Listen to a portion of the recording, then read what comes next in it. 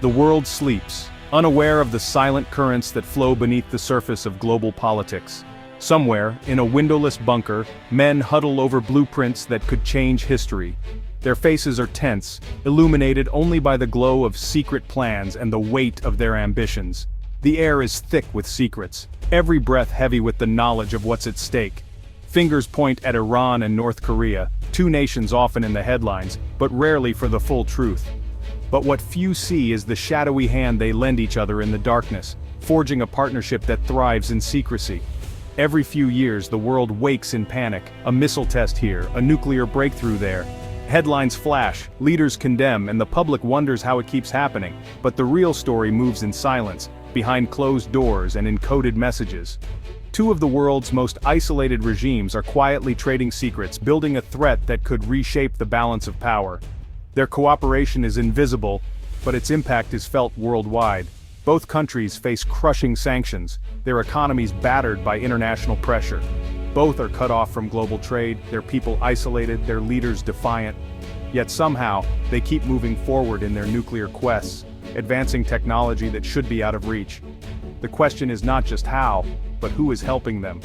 Who are the silent facilitators, the brokers of forbidden knowledge? The answer leads us into a maze of hidden alliances and silent agreements, where every move is calculated and every word is coded. This is the story of how North Korea, against all odds, helped Iran reach the edge of becoming a nuclear power, defying the world's attempts to stop them. It's a tale of deception, defiance, and danger, where spies and scientists walk the same shadowy corridors. And it's far from over. The clock is ticking, and the world may not be ready for what comes next. Iran's nuclear program is making global headlines once again. Inspectors report new underground construction.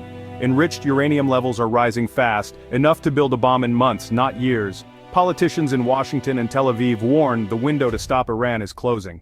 Why is Iran back in the news? After years of talks, the nuclear deal has collapsed. Sanctions returned, but so did Iran's determination. Cameras inside nuclear sites have gone dark. Scientists work around the clock, out of sight. International monitors sound the alarm, but Iran shrugs them off. The government insists its program is peaceful, but signs show otherwise. Missile tests have grown frequent and more advanced, eerily similar to North Korea's launches. The world watches, worried that Iran is following the same path as Pyongyang. If Iran copies North Korea, the Middle East could be changed forever. The stakes could not be higher.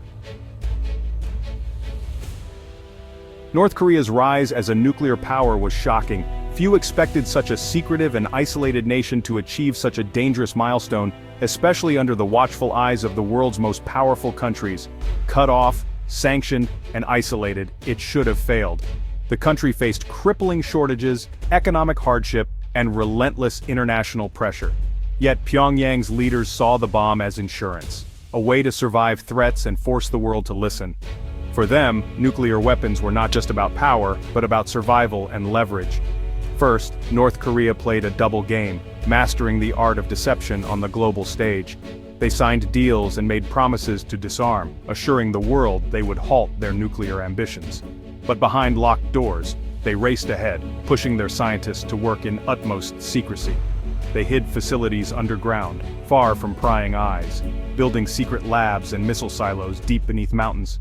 They used secret tunnels, dummy buildings, and fake inspections to trick the world. International inspectors were shown only what North Korea wanted them to see.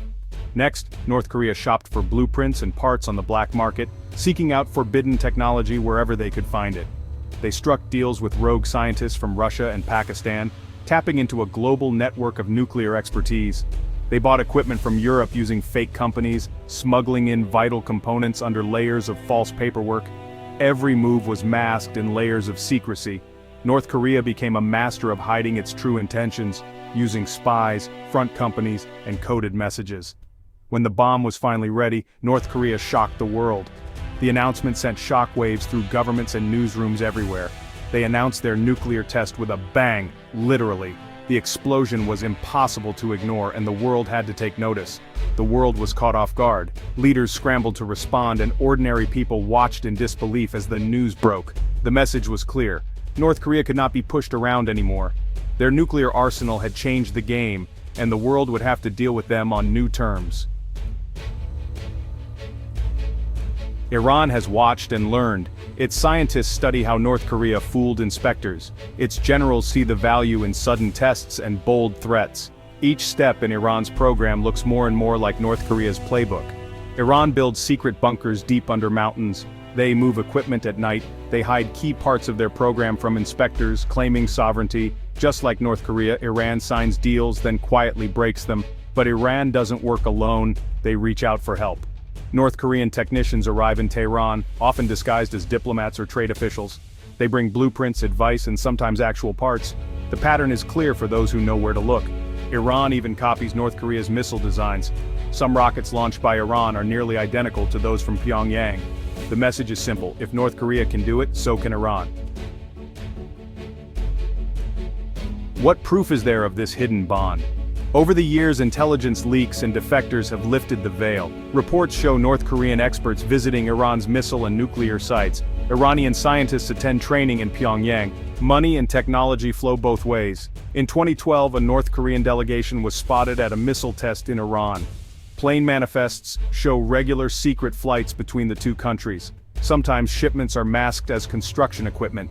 Inside are advanced missile parts. Even as the world watches, this partnership grows. North Korean know-how helped Iran master advanced centrifuges. Iranian money helps fund North Korean tests. Together, they dodge sanctions and hunt for weak spots in the global system. Outside help makes things worse.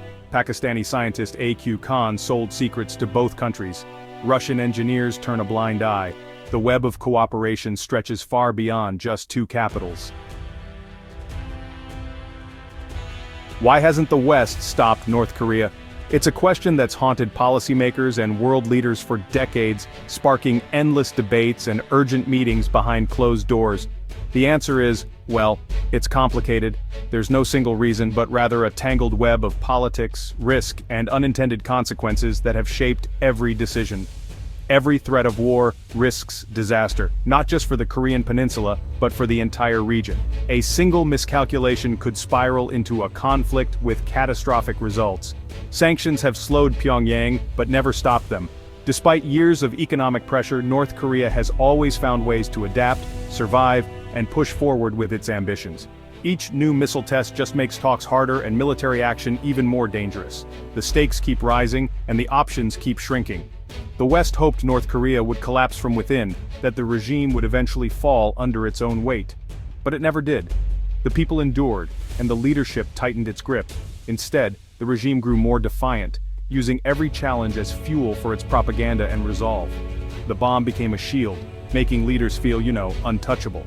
Nuclear weapons gave North Korea a sense of security and leverage that conventional arms never could. Over time, the world got used to living with a nuclear North Korea. What once seemed unthinkable slowly became the new normal, a dangerous status quo.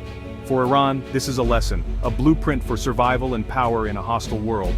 If you build the bomb fast and secretly enough, the world may never be able to turn back the clock. The window to act closes quickly, and after that, options are limited. Sanctions hurt, but a nuclear weapon brings respect and fear. It changes the game, forcing even the most powerful nations to think twice.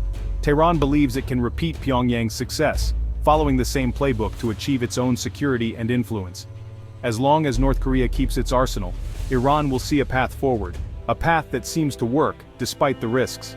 The West's failure to stop one rogue state could, honestly, create another. The world is now left to grapple with the consequences, hoping history doesn't repeat itself. The West is not sitting idle. Britain, France, and the US use cyber attacks, sabotage, and targeted strikes to slow Iran's progress. Scientists disappear, key facilities suddenly explode, but Iran adapts, often with North Korean advice. When sabotage hits, Iran rebuilds underground. When scientists are lost, North Korea sends trainers. Each attack sparks a new wave of secrecy. Every setback is met with fresh determination. The game grows more dangerous with each round. The West's efforts are bold but not always enough. Iran's program gets more hidden, more protected, and more determined. Technology keeps flowing in, sometimes disguised as civilian goods. As Iran and North Korea grow closer, their programs become harder to break. The world is honestly running out of time to stop them before the line is crossed. If Iran gets the bomb, everything changes. Saudi Arabia has warned it will build its own nuclear arsenal. Turkey and Egypt may follow. The Middle East, already tense, could turn into a region where every nation arms itself for survival. A nuclear Iran could bully its neighbors, terror groups might get their hands on deadly materials, old rivalries could spark sudden war with devastating consequences. America's allies in the region would feel threatened. Israel, already a hidden nuclear power, might feel forced to act. The risk of a nuclear exchange, whether by accident or design, would grow every day. The world has seen nuclear arms races before, but in a region as unstable as the Middle East, the results could be honestly catastrophic. The clock is ticking. North Korea and Iran move in the shadows, just out of reach. Each year their arsenals grow. Each secret deal makes the world less safe. The West faces a terrible choice. Strike now and risk war, or wait and risk a world where nuclear blackmail is the new normal. The danger is not just for one country, but for all. There is still time, but not much. Every day of delay brings disaster closer. Will leaders around the world find a way to stop this deadly partnership? Or will we all watch as the countdown reaches zero? History will judge what happens next, and the world will live with the consequences, one way or another.